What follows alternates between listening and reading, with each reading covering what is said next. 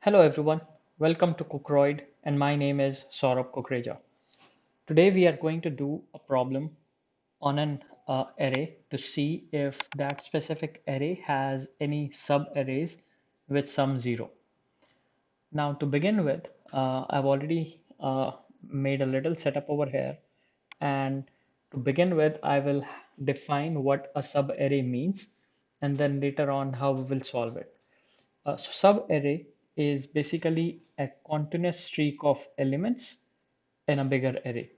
So example, 3, 4, minus 7 is a subarray because they are continuous. Then 1, 3, 1 is a subarray because it is continuous array in a bigger array of these 7, 8 elements. You cannot say that 4 minus 7 and 1 is a subarray. It is not because they are not continuous. So this is what subarray is. Now the second part is it should have that subarray should have sum 0, meaning we will add these, and if we have a subarray with 0 sum, we will return true.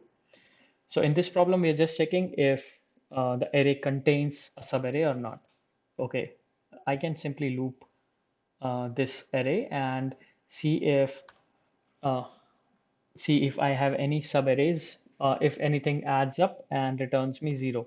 You can simply say that, but what will happen is you will end up in having multiple loops, two inner loops for sure, which will increase your time complexity to O of n square, which your interviewer will surely not like it, right? And so we need to reduce that now. Now, anytime if you see a array problem and you see your time complexity is O of n square, always think of a collection called as set. Now, how does set help us here? Right? Uh, Always remember that set will help you reduce the time complexity by at least 1n. So if your time complexity is O of n square, by using set, you can get it to O of n. If it's O of n cube, you can get it to O of n square. Now, what is set? The basic definition says that it is a collection of unique elements. I'll repeat that part. Set is a collection of unique elements, meaning it cannot have duplicate elements, right? So if you try to add a duplicate element or a same element twice, the add method will return false, will return false.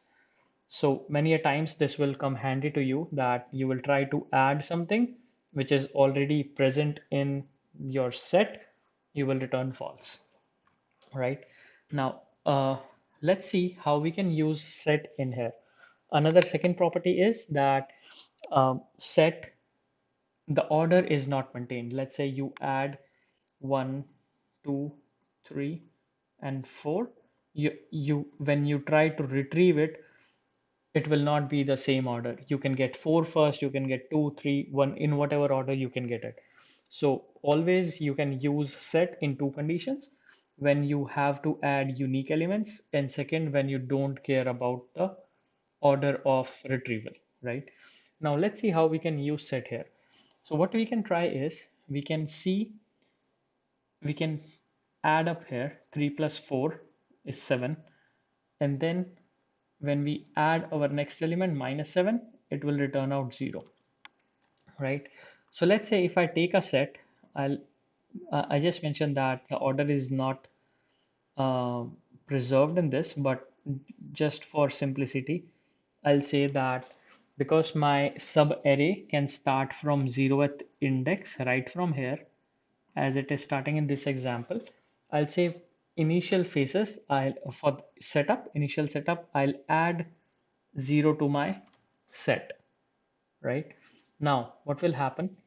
I'll keep on adding this, and as soon as I add any integer, I'll check if if that sum is in my array or not. And if it is not, I will simply add it to the set. So first what I did is I added set dot, I'll use this guy.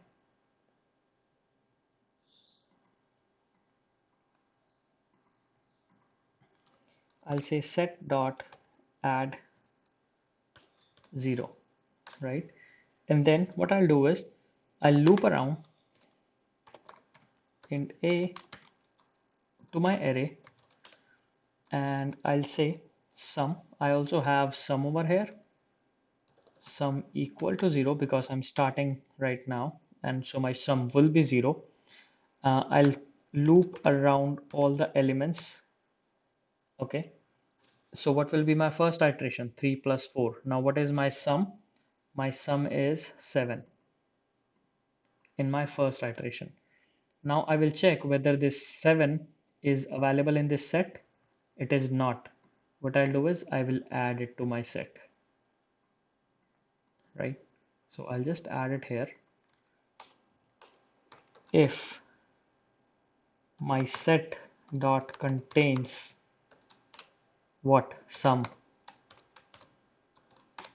then it's cool. Else, what do you do? Then you add it in the set. So right now I added 7 to my set in this iteration, in this loop, right? What is the next step? Minus 7. So minus 7 and 7, I will come over here. It will be 0. I will check whether the set contains 0 or not, and it does. And then what I'll do is I will simply return true.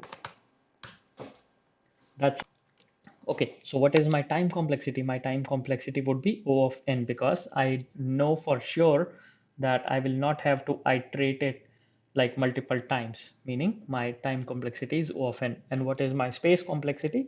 It is also O of n because I'm using another collection called set, and it may have up to n integers. So that's my space complexity. Now let's just look at the actual solution that I have over here. I'll open my IDE, and as I said, so I have a method called has subarray. From my main method, I'm just printing it out, and I take up set. Let me zoom it. I take a set because set is an interface, so I'm using a hash set implementation class for that. And as I mentioned, I will add 0 as a first step, and I have sum initialized with 0, and then I'm iterating over my array and adding all the arrays to sum, which is this part. I can show you right here, like this, sum plus equals a, right? And then if my set contains it, I return true, and else I'll add it to my sum. And if my for loop goes fine, like say in this example, it will not have it, so I'll just simply return false. Now let's try to run it and see how you get it.